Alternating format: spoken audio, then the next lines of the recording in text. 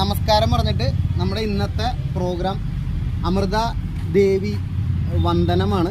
അമൃത ദേവി വന്ദനം എന്ന് പറഞ്ഞാൽ ഇവിടെയുള്ള കുറച്ച് കുട്ടികൾക്ക് അറിയാൻ കഥ പറഞ്ഞിട്ടുണ്ട്. ബാക്കിയുള്ള ആൾക്കാർക്ക് വേണ്ടി ഒന്ന് പറയണതാണ്.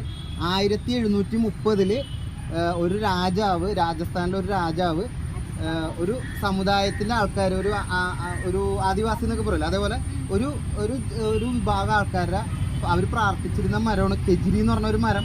ആ മരത്തിനെ പ്രാർത്ഥിക്കുമായിരുന്നു, അവരെ ഇഷ്ടമുള്ള മരം എന്ന് പറഞ്ഞിട്ട്.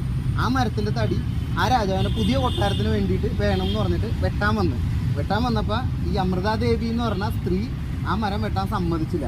ആ സമ്മതിക്കാതിരുന്ന് കഴിഞ്ഞപ്പോൾ രാജകൽപ്പന എതിർത്തെന്ന് പറഞ്ഞിട്ട് ആ ചേച്ചീനെ വെട്ടിക്കൊന്നു.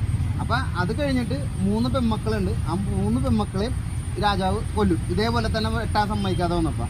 അത് കഴിഞ്ഞിട്ട് 360ഓളം ഈ സമുദായത്തിലെ പ്രജകളായിട്ടുള്ള ആൾക്കാരെയും കൊല്ലും. അവരും ഈ മരം വെട്ടാൻ സമ്മതിക്കൂല. അവസാനം 368 വരെ കൊന്നു കഴിയുമ്പോഴും രാജാവിൻ്റെ മനസ്സിൽ തെറ്റാണ് ചെയ്യണമെന്നുള്ള മനസ്സിലായിട്ട് അമൃതാദേവി, ആദ്യം ജീവത്യാഗം ചെയ്ത അമൃതാദേവീനെ സ്മരിക്കാൻ വേണ്ടിയിട്ട് എല്ലാ വർഷവും ഇതുപോലെ നമ്മൾ ഈ മരത്തിനെ പൂജിക്കണം, അല്ലെങ്കിൽ മരത്തിൻ്റെ പ്രാധാന്യം ജനങ്ങളിലേക്ക് എത്തിക്കണം എന്ന് പറഞ്ഞിട്ട് ആ രാജാവ് തുടങ്ങിയ ഒരു കാര്യമാണ് അമൃതാദേവീനെ വന്ദിക്കുക. അപ്പം നമ്മളിപ്പോൾ കിട്ടുന്ന കാറ്റും തണലും എല്ലാം വേറെ ഏതെങ്കിലും അമൃതാദേവിമാർ സംരക്ഷിച്ച മരങ്ങൾ ആയിരിക്കും.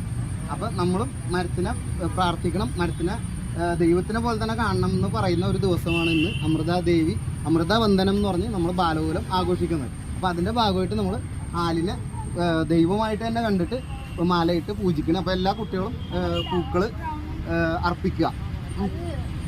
ഓക്കെ.